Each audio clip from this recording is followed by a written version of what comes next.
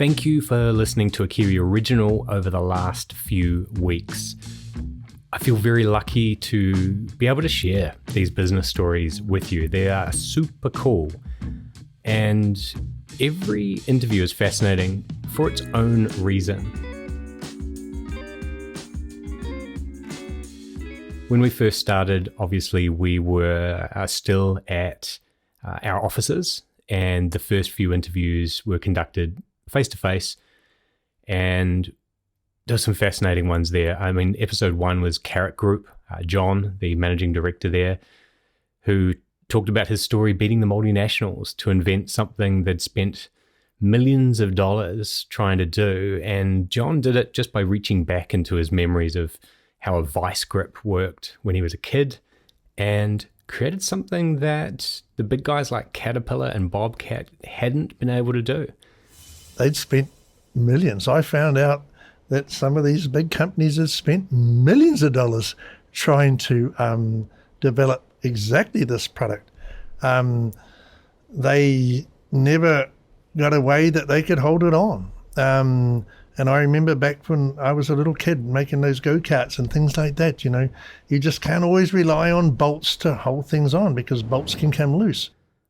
And then it just continued from there. So we had Christine from the Good Registry. And the reason that they did it 2 years in a row, and will probably continue to do it, is their chief executive, David Cunningham, said he's been giving gifts to staff for something like 20 years and he never gets feedback. And the day he sent out the gift cards for the first time, his inbox was flooded. Bart at Limber for making offices healthier through his desks. If you think about our environments currently in the places we work or even at home, a lot of it is we are restricted by the things in our environment. Be it the couches, the beds, the desks, they're all in fixed positions and our body needs and craves that movement. And we were going really well. We were doing 1 or 2 of these interviews a week to share with you, both on the podcast and on our YouTube channel. And then COVID-19 hit.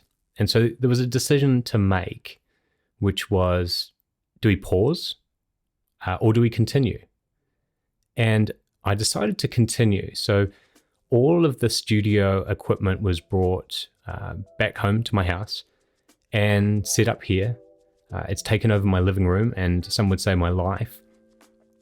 And then the next decision was, well, if we're all at home and a lot of what's going to happen with COVID isn't going to be good, why not just keep these stories going and increase them and share them a little bit faster? So over the last 3 weeks, I've upped the tempo. We've recorded over a dozen Kiwi original episodes now. And the content has obviously shifted.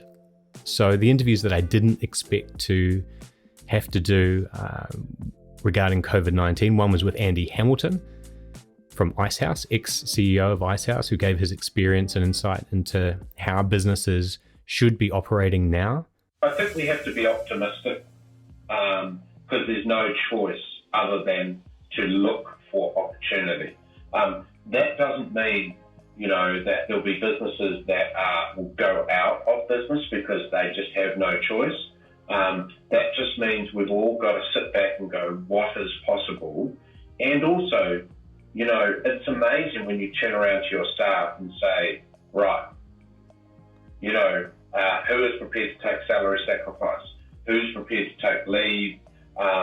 Let's just get through. It is amazing. I think owners take on a lot of responsibility, but the staff, if they like working there, they're prepared to, I think, to cushion that. Stu Wilson from Medica Group about why tech exporting might replace what New Zealand has lost in education and tourism.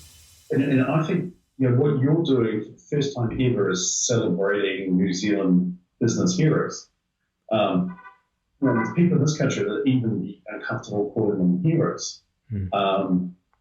So it's that as a country, how do we not only applaud but demand and support where New Zealand needs to get to next? Like, you've probably created more community in understanding New Zealand businesses than anybody has ever.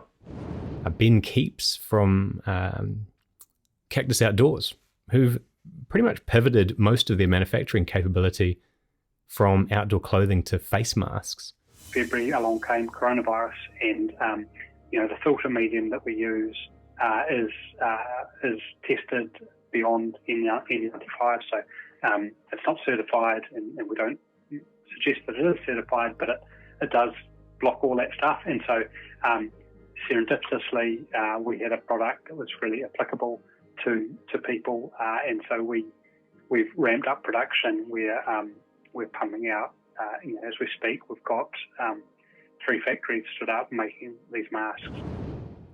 So some really insightful chats there.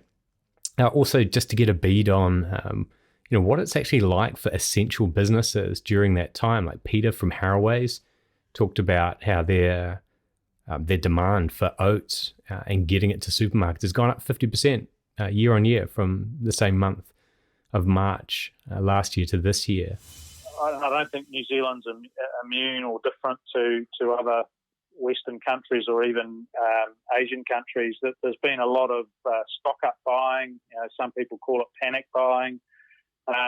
Certainly, if I use the last month as an example, we've probably seen a 50% spike over last year in terms of demand, and that's been purely driven by consumers coming into grocery stores and shopping for staples.